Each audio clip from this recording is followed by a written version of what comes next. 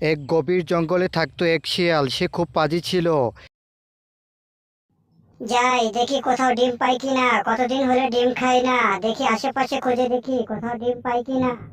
এই বলে শিয়াল গান গাইতে থাকে, লা লা লা। লা লা লা লা লা লা লা লা।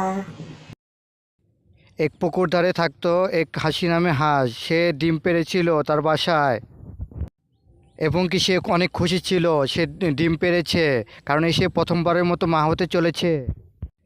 তার কিছুদিন পরে বাচ্চা ফুটে বের হবে। ইস, আমার কি যে ভালো লাগছে, আমার ছানাগুলো বের হবে কিছুদিন পরে। আমার মা বলে ডাকবে, কি যে আনন্দ লাগতেছে আমার। এর থেকে আনন্দ কিছু হতে পারে না। আমার তো খাবার নেই, যাই খাবার নিয়ে আসি। ডিমগুলো রেখে ভয় করতেছে যদি এসে কেউ খেয়ে ফেলে। আর আমি খাবার না খেলে তো আমিই মারা যাব। যাই, আমি খাবারগুলো নিয়ে আসি কোথাও থেকে। এই বলে হাঁসটি সেখান থেকে চলে যায় খাবার সন্ধানে। সারা জঙ্গলে ঘুরলাম, কোথাও তো খাবার পেলাম না। আজকে কি আমি না খেয়ে থাকবো? কোনো কি শিকার খুঁজে পাবো না আজকে? যাই পুকুর ধারে যাই, দেখি পানি খেয়ে আসি। আজকে নয় পানি দিয়ে কি পেট চালিয়ে দেব, তাছাড়া কি কার করব? পানি খেলে তো জীবন বাঁচে। এই বলে শিয়াল পানি খেতে যায়। সেখানে দেখে দুটি হাঁসের ডিম পাড়ছে। ওই তো দুটি ডিম দেখা যাচ্ছে।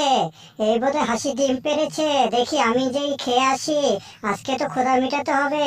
হয়তো ওই ডিম দুটো দিয়ে চালিয়ে দেই।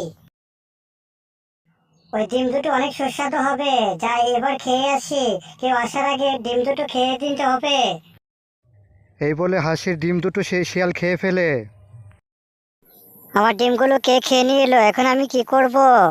কে কে এরকম কাজটা করতে পারলো?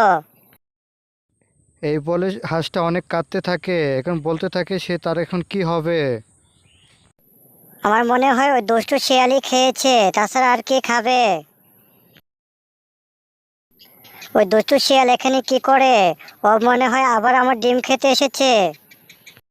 যাই হোক, শিয়ালকে যেভাবে হোক বোকা বানাতে হবে, ওকে মেরে ফেলতে হবে, না হলে আবার ডিমগুলো খেয়ে ফেলবে। ওর জন্য একটা কঠিন একটা ফাঁদ পাততে হবে, সেই ফাঁদে তাকে ফেলতে হবে। শিয়ালের মনে একটি প্রশ্ন জাগতে থাকে, সে পুকুরের মাঝখানে বাসা বাঁধছে কেন। শিয়াল হাঁসটিকে জিজ্ঞাসা করে, কি ব্যাপার, তুমি পুকুরে মাঝখানে ডিম পেড়েছে কেন?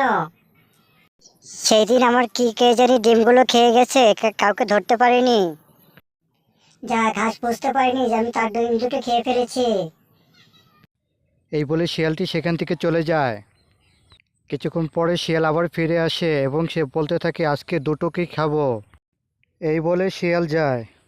শিয়াল কিছুতেই বুঝতে পারে না হাঁসের ফাঁদ। ওরে চালাক হাঁস, তুমি আমাকে পানিতে ডুবে মারবি। বাঁচাও হাঁস বন্ধু, আমাকে বাঁচাও, আমি আর এরকম খাবো না, এরকম করবো না।